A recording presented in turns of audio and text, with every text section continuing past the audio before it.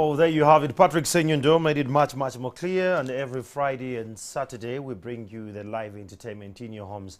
Now, back to real issues. Now, several events in the previous, some like the elections in Burundi and the anniversary of the attack on the Kabaka's Mutesa's palace by government forces in the 1966 will have lessons for us.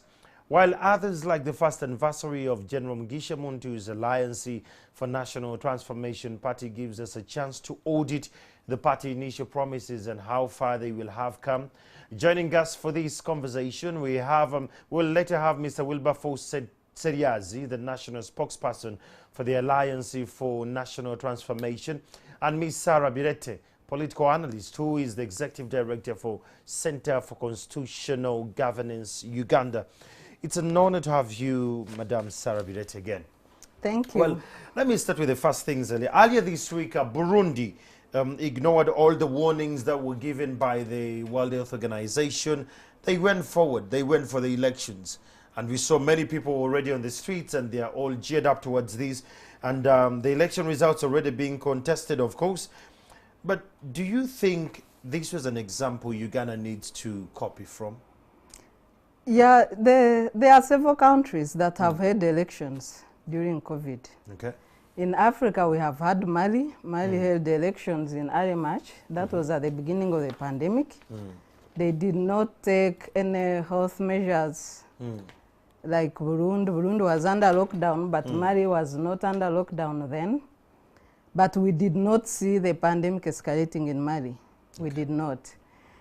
Other countries like South Korea had an election following all the health measures in place for the pandemic, infecting the communities, sanitization, observing social distancing while lining up, handling ballot materials in gloves and protective gear, and they held a successful election. Okay. What lessons do we take from that as Uganda in line with the 2021 elections? First of all, we need to take into consideration that Burundi locked up the country earliest in all East African countries.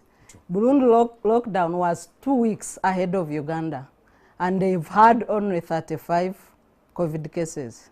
And the pandemic spread, according to official statistics, stopped after lockdown and mandatory quarantine for all people entering the country.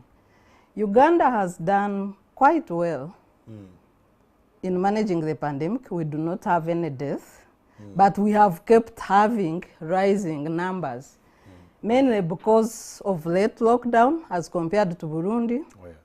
And then the issue of truck drivers that has really caused the crisis, and now we see community numbers beginning to come up in contact tracing and quarantine that the ministry is doing. But we are doing well. We're doing well. Yeah, because we do not have an emergency situation in this country.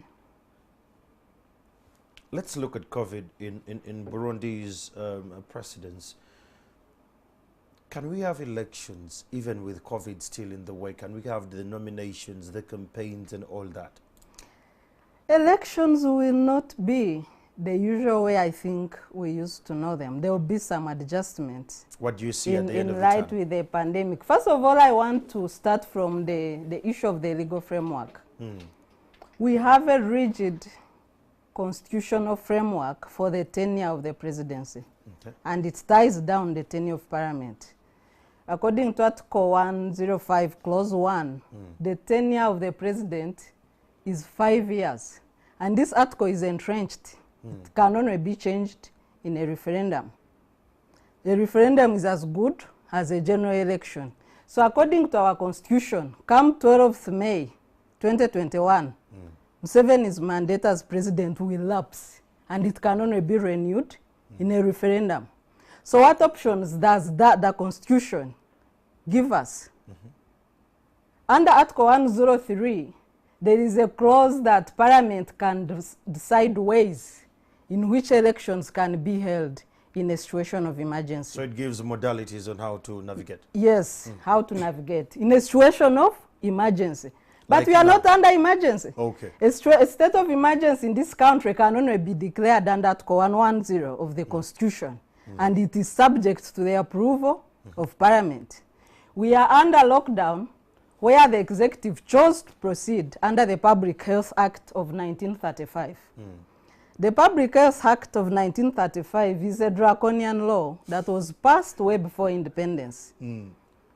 It leaves out the role of Parliament in the management of the pandemic. And as we have seen, Parliament is only at the receiving end of passing supplementary budgets, of trying to discuss masks and the measures into giving masks to citizens So after a presidential decree. Because the presidential measures under the Public Health Act are as good as presidential decrees. The executive is acting alone. Parliament has no role. If we had proceeded to manage the pandemic under Article 110 of the Constitution, Parliament and the people would have a role in what to do or what not to do under the situation of COVID. We have other examples in Kenya and Ghana where the Parliament has moved ahead together with the executive. Governments have moved ahead to enact special acts of Parliament to manage pandemics. This brings in the role of Parliament and the people and the issue, the doctrine of separation of powers. But in Uganda, we are running under executive decrees. So what would be your suggestion? Do we need to amend this 1935 Act and we change it as per the times today or something? No, if it becomes apparent that we cannot hold elections as scheduled, then the management of the pandemic will have to move and be governed under Article 110 of the Constitution. Okay. Well, that is a conversation we're still having. Well, last week, Madam Birete, General Mugisha Muntu, in an interview with my colleague, that was Sandra Trinobio, he actually proposed an extension of the calendar so that stakeholders can perform some of the activities they have not been able to do during the lockdown, like finding their signatures around, consultations. Can we extend the calendar, the election calendar? The extension of election calendar, as I have stated, especially the presidential and the general parliament elections, is tied to Article 105 of the Constitution. So if it comes to 12th May 2021, who will be the president of this country? The authority and mandate of President Museveni will automatically expire. So there has to be an arrangement that is in conformity with the Constitution to renew that mandate. If the pandemic has spread and we cannot hold the elections, it will push us in a transition government. And that has to be discussed by all stakeholders. It has to be approved in an interview by Parliament. A few weeks ago, the president had an interview with one of the media houses, and he hinted about postponing of the elections if the COVID pandemic is still ravaging the country. We have to deal with the legal framework. It cannot be done otherwise. But we have options. If you look at the current EC roadmap, we have lost time for special interest group elections. Youth, elderly persons, workers, disabled. Yes, the electoral colleges. So that time was April to June and early July to conclude those electoral college elections. We have lost that time. So to me, but the Electoral Commission has come up to say they can still manage the election, though they say they will give an elaborate statement. They think they can still manage the election, but there has to be flexibility in the roadmap. So to me, the other scenario would be postpone the special interest group elections. This electoral college business, whose time has been eaten up by the pandemic, it can be postponed to be done after presidential elections. After all, it is not subject constitutional rigidity as compared to presidential elections. Because presidential elections take into consideration the time for the election petition in case of anything. Everything has to be done between early February and before 12th May. And that time you cannot just push it away. Well, that will take us for a break. We're going to get back. It's still a conversation you and I need to be a part of. Remember, the hashtag is Morning at 10 TV, and our handle that's on Twitter. We'll be sampling a couple of your questions there a little later. But for now, let's take a break and we'll be back shortly. You're watching Morning at NTV.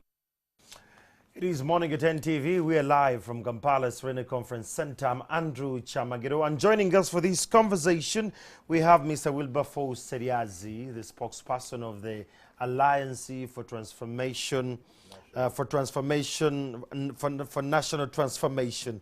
Mr. Wilberforce, Happy New Year for starters. Thank you. I think it's been a while without meeting you, so I can say Happy New Year to you. Sir. And how is Auntie holding up on the ground, if I should say that way? I think I should be comfortable with where ANT is as a political organization.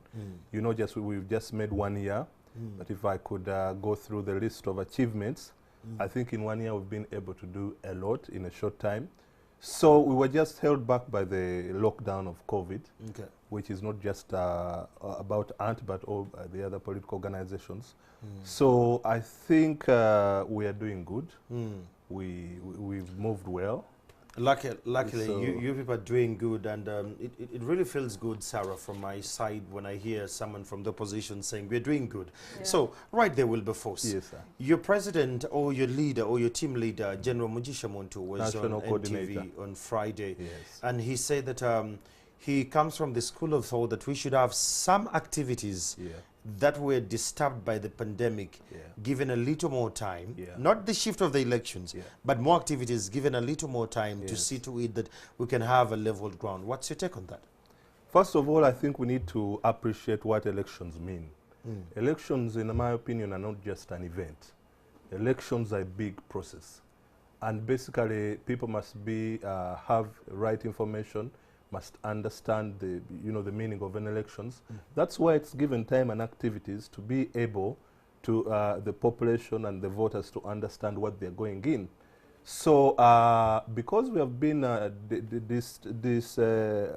affected by the COVID lockdown, there are many things that we haven't been able to do as political organizations that would make the population ready to go into an election in terms of organization, in terms of information. Therefore, but this is an unfortunate event. It's not a decision of any one of us. It's a pandemic, an international pandemic. Therefore, what General Muntu said here was, first of all, we haven't discussed this as a political organization, but it's just a thought that it's only logical that political organizations should get the time to organize and move through the country so that Ugandans are prepared for this election. So for me, I think it's not about extension of the presidential elections, because doing that would mean, there are so many complicated legal issues under that, because this is a constitutional issue. It would probably require an amendment of the constitution by parliament, but also the constitution gives circumstances under which an extension can be done, changed through parliament. Basically, you need to have a state of emergency. Which we don't have. Which we don't have. Okay. Now, therefore, you probably won't be able to extend elections. But I think what we need to do, especially the older political parties, because the law says... What do you mean by the older political parties? You see, Wilbur, I'm very careful with your wording. Yes. What do you mean by the older political parties? Because they are the youngest. One, we are the youngest. Okay. But the law says that you need to have a delegates conference. Okay. I think maybe 6 months before an election. But for new organizations that have not held, that have not yet held their first delegates conference, they're exempted from that kind of phrase. So when I say old organizations, I'm talking about the organizations that have held delegates conferences before. Because you could find, for example, an organization being registered, say 3 months to an election, when the time of delegates conference has already passed. So they are exempted. They can struggle and hold the delegates conference within that period. So because there are time limits for holding the delegates conference, I remember, I think the DP had suggested that they would hold a delegates conference, I think in April or May. FDC also had talked about April or May. We had talked about July. So we find ourselves, because of the lockdown, we are all unable to elect a delegates conference. And it's a mandatory requirement under the Constitution for every political organization to have leadership, what we call the executive committees. And those ones can only be elected through a delegates conference. So because we were disrupted by the COVID lockdown, I think what General Muntu was trying to talk, which I think is really logical, is that there should be some adjustments in the electoral processes to enable all of us to be able to carry out the necessary activities to prepare us for an election. Okay. Now, I want to understand what lessons we picked from the 1966 crisis. In an interview again with Patrick Kamara on the spot, the Katikiro, or Charles Peter Maiga, seemed to suggest that finding a place for kingdoms to play a role in the lives of their subjects is the way to go, especially in the political climate where we are headed. Let me have that story run so that we can understand the context in which he brought it. The sight of plumes of smoke billowing from the prestigious Mengo Palace in a gallery of Uganda's history is unmistakable. Some 54 years ago, on this day, government soldiers led by Idi Amin marched onto the Luwidi and engaged in an over 6-hour gunfight with the royal guards to try and arrest Kabaka Edward Mutesa, the then president of Uganda. Joyce Mpanga, who is now retired, is a daughter to the former chief of staff of the palace, Asanasio Masembe. During the fighting, he is believed to have been killed together with dozens others. What does this day specifically remind you about? Of course, it's still the death, or I don't call it death, the killings, when the state killed my father. The state of Uganda killed my father when he was on duty in Kabaka's palace, where he was in Mukuru. The fierce fight is one that Joyce herself witnessed from the sprawling hill of Rubaga. A day before the fight, Joyce had asked her father some tough questions over his loyalties, but the affirmation to protect the king, one he swore in oath, was a higher calling. He told me that rumor was that day, Obote was sending the army to attack the palace.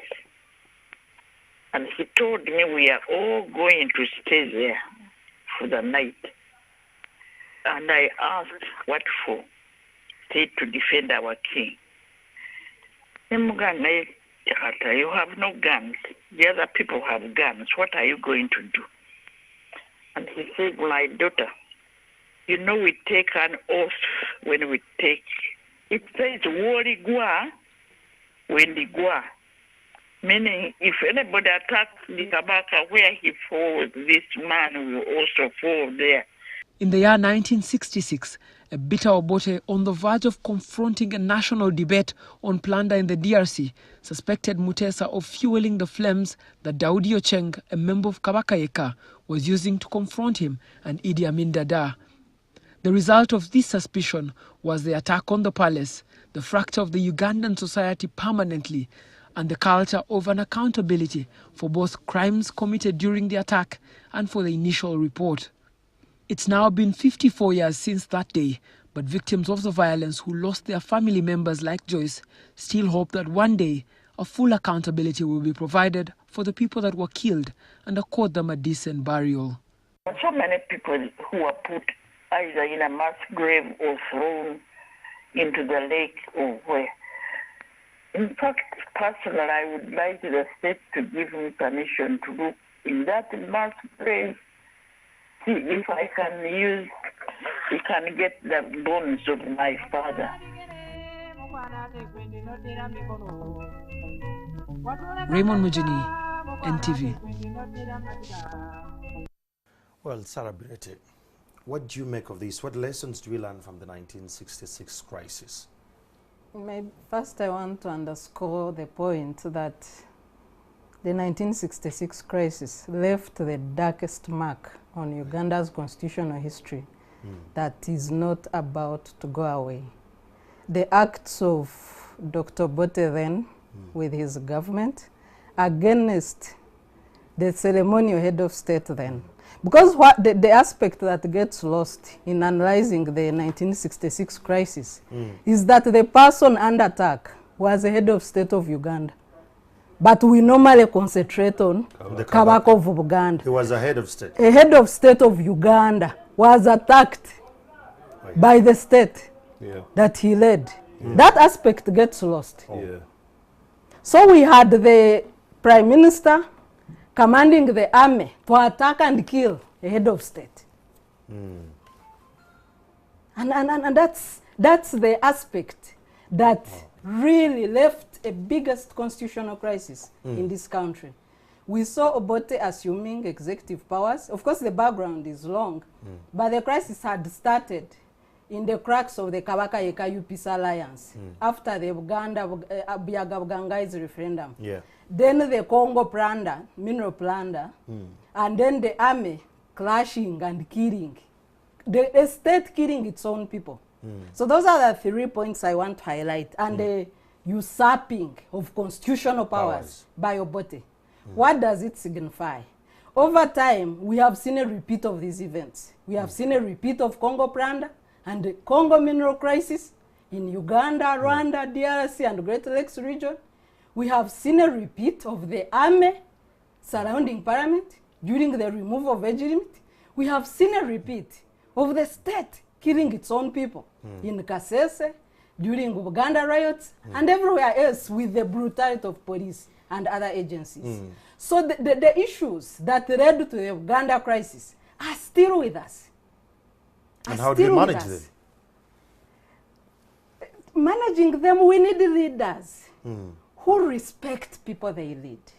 We need leaders who are governed by rule of law and the constitution, not themselves seeing as if they are above the constitution and the people. Right there, Wilberforce, bringing this in context, Charles Peter Maiga said that the kingdoms need to play a key role in changing the lives of their own people. That we shouldn't wait for the government to come in play and all that, vis-a-vis the 1966 crisis.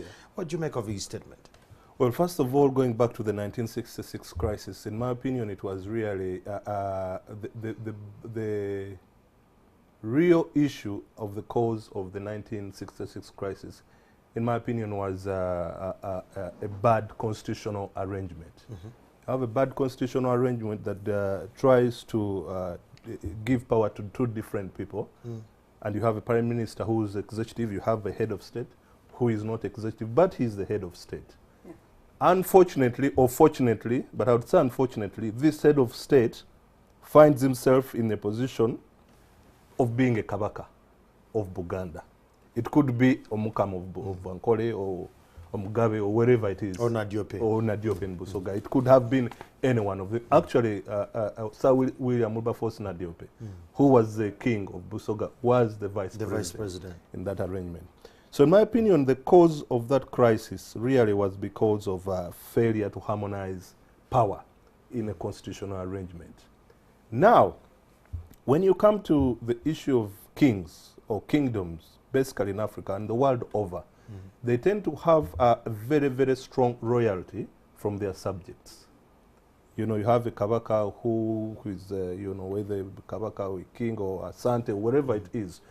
The background of cultural leaders is that they have full support, full royalty to their, from their subjects. If you have those kind of people in the, you know, politics of the country, and I think that was the rationale of trying to divide, to separate politics from cultural leaders. Yes. Because you'd find that, you know, that cultural leaders have full loyalty, support, and loyalty from their subjects.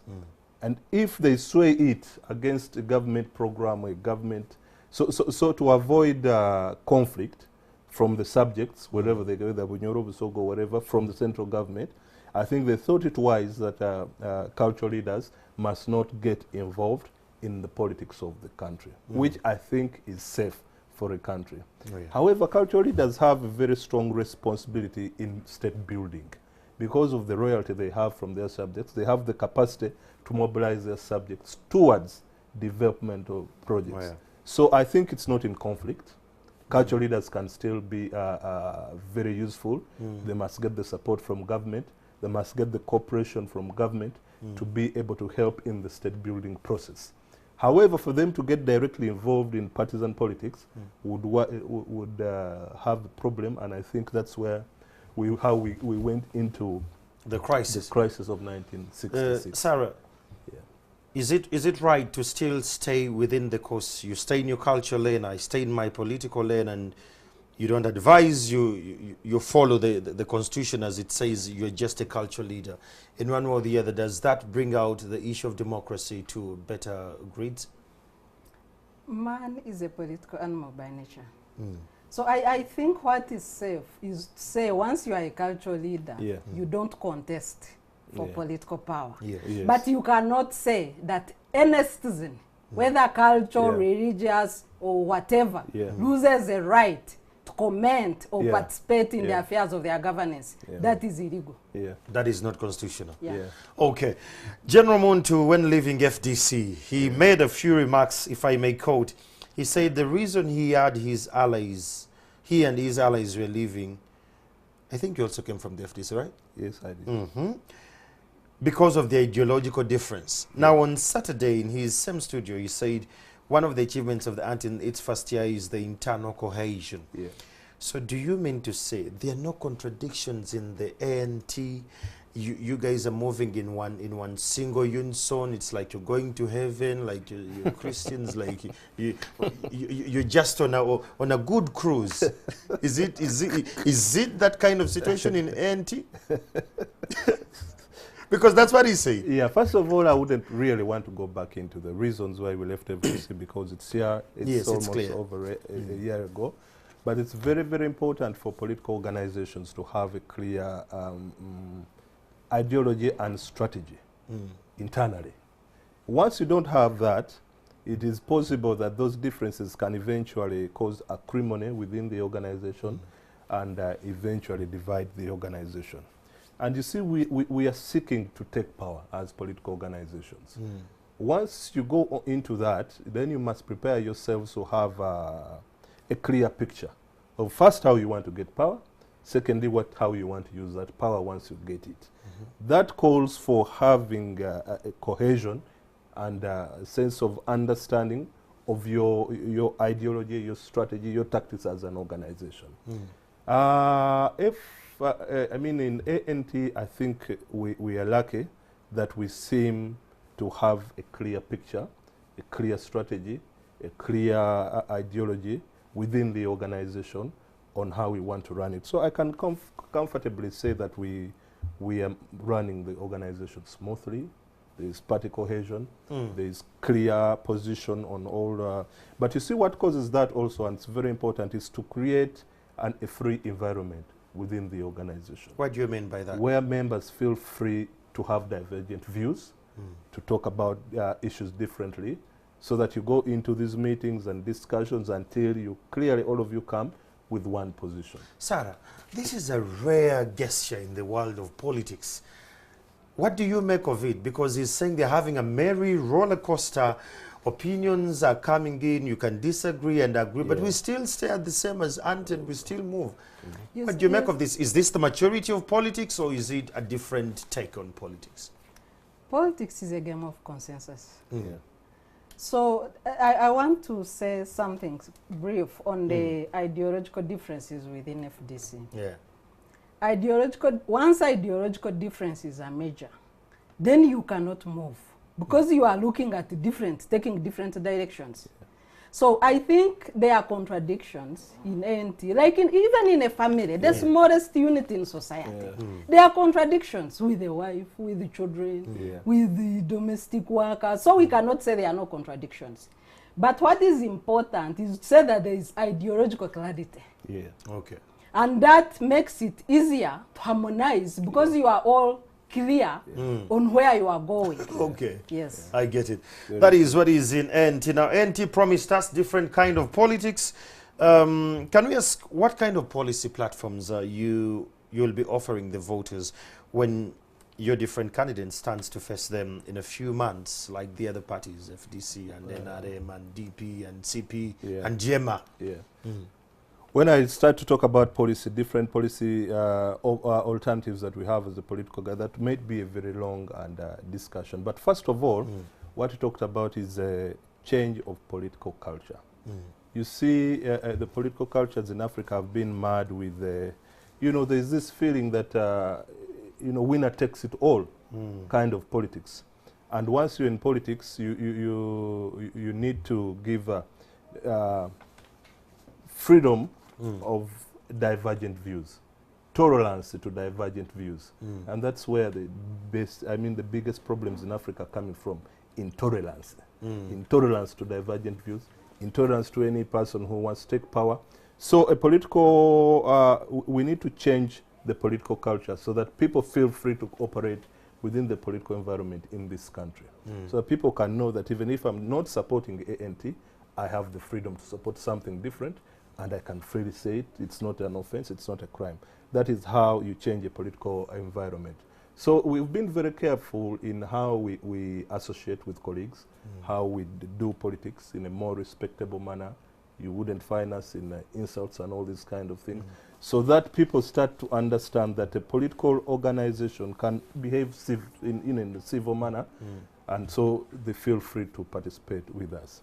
Right there. Sarah, do you believe this kind of politics can work in Uganda, in a third world country where we are, where I'm going to stand and I tell you my view when others are using pedestrian politics, and someone is going to look through the lenses of the views and say, I'll go with Wilberforce because he's polite, he's visioned, he's strategic?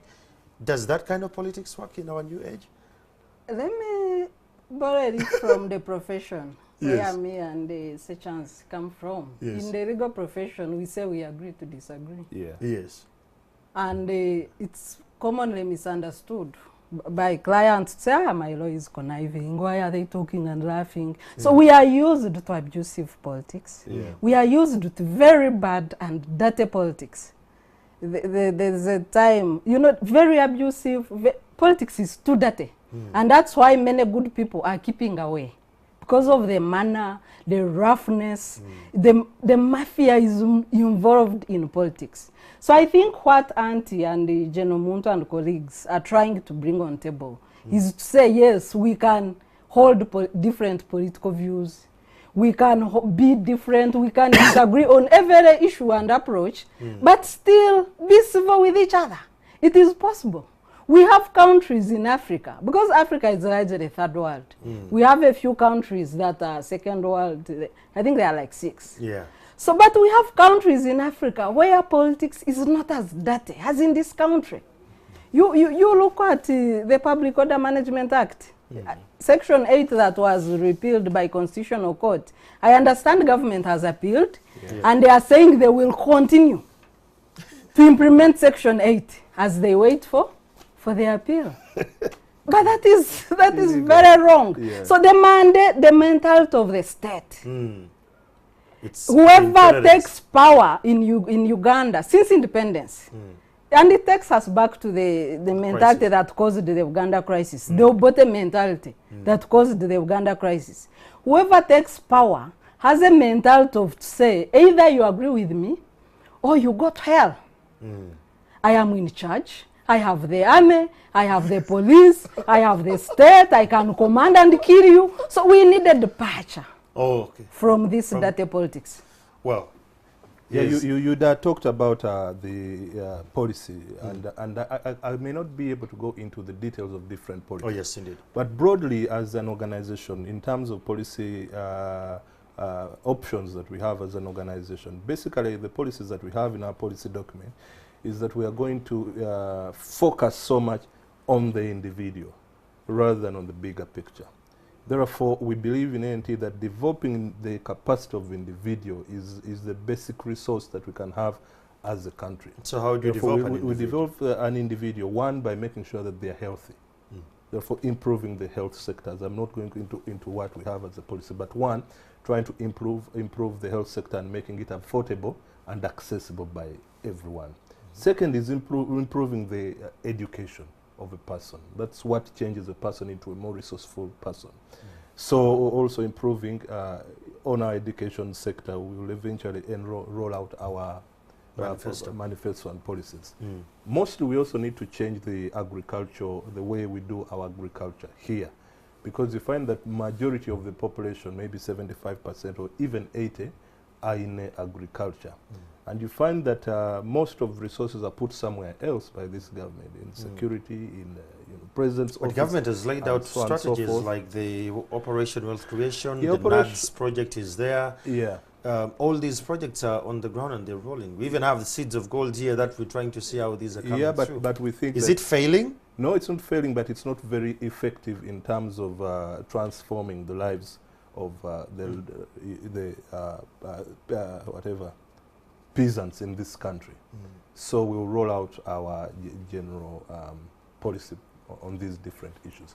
But broadly, it's a people-centered policy platform.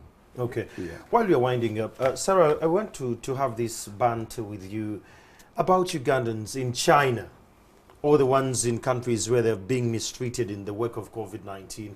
And there was a suggestion those should be lifted to be brought back and quarantined in their country because they have less money to sustain them back that side. What's your take on this? It's something that is taken away online and offline. Yes, I have heard the president during the last address saying all Ugandans are equal and all stuck in diaspora or have all equal rights. But we saw the decisions of the Minister of Foreign Affairs giving selective treatment to some privileged citizens and allowing them to come back and land and even be quarantined in areas of their choice. The whole procedure abused all the presidential orders in the management of COVID in this country. And nobody is asking the Minister of Foreign Affairs to explain. And that brings us to the way the pandemic is being managed in this country. Yes, we are successful, we have Ugandans are healthy, but the aspect of living out the doctrine of separation of powers, the checks and balances, has many gaps. So if we had pandemic decisions subject to the approval of Parliament, I'm sure that the plight of Ugandans stuck abroad would have been addressed. And I've seen government officials intentionally misleading people as if we are talking about expatriating all Ugandans in diaspora. Oh, yes. The point is, look at Ugandans who were in transition. Ugandans who had gone to do short work, short business, to go for medical checkup, people who had traveled for less than a month, people who were scheduled to arrive back. They had no arrangements to sustain them where they are beyond the time they had booked. They are struggling with accommodation and whatever it is for upkeep. I have seen government saying they can send allowances. I've not seen that being done, save for the students who are stuck in China. Right. So I think it's high time government and cabinet gave attention to this aspect of Ugandans who were in transit, who are stuck in diaspora. Well, there you have it. It was such a great conversation. As you're winding up, Mr. Sidas, you have your last word to the people? Well, first of all, I want to thank you, Andrew, for inviting us for this talk show. But on behalf of the ANT political party, probably I want just to tell Ugandans to be firm, be strong. Hopefully, we have gone through this COVID lockdown safely. So we are about to hit the ground very soon again to try to see that we resume our programs of mobilization and so on and so forth. So I request Ugandans to warmly welcome us as they've been doing before. We are here to try and bring, a better political environment to this country. Okay. All that is Wilberforce Sidias, the spokesperson of the ANT, and of course Sarah Birete, the executive director from Constitutional Governance. Joining us for this conversation on the ground, we are having Stephen Mbide, who happens to be in Busega, as we get to know how Ugandans are holding up with COVID-19. Mbide? Mbide? All right, we'll take a break. He'll be with us a little later.